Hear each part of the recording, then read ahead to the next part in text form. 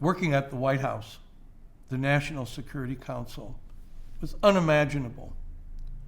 I was just so sorry my mom was not alive to see me there, to bring her there so she could see that her son had made an incredible journey, something that no one in our family ever would have imagined possible.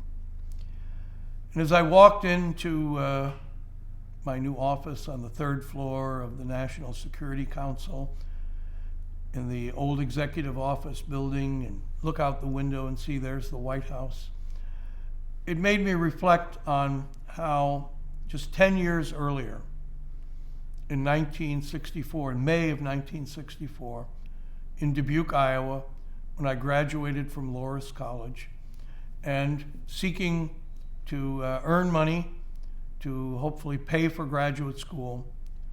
My first job, after I had my BA, was working at the Dubuque Packing Plant, the slaughterhouse. And I had the dirtiest and hardest job there, working in the hide house.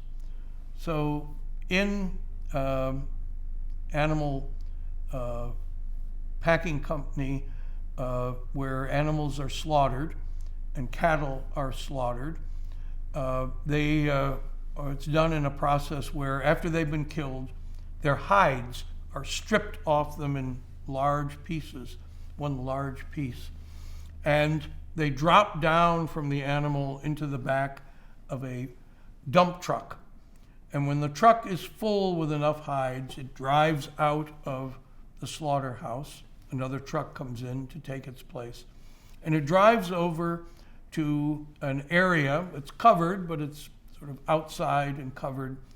And the dump truck pulls into the middle of this big yard and raises up, and all of the hides in the back, covered with blood and feces and entrails, slides down into a fetid heap.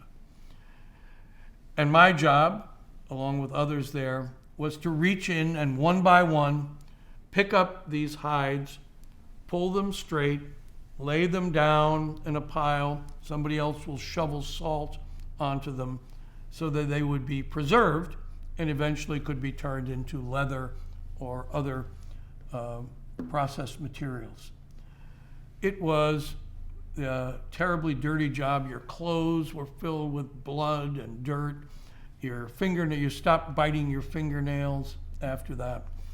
And it was, I did for several months, earning money to go to graduate school in the fall.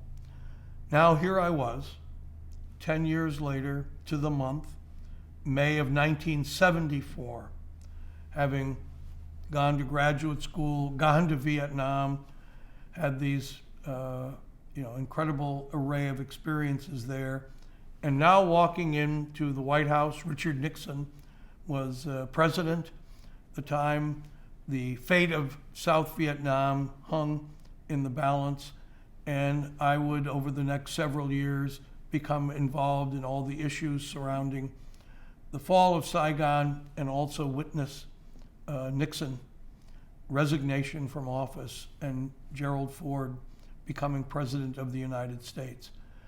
So I thought about if someday I write my memoir, the title of this section will be From the Hide House to the White House.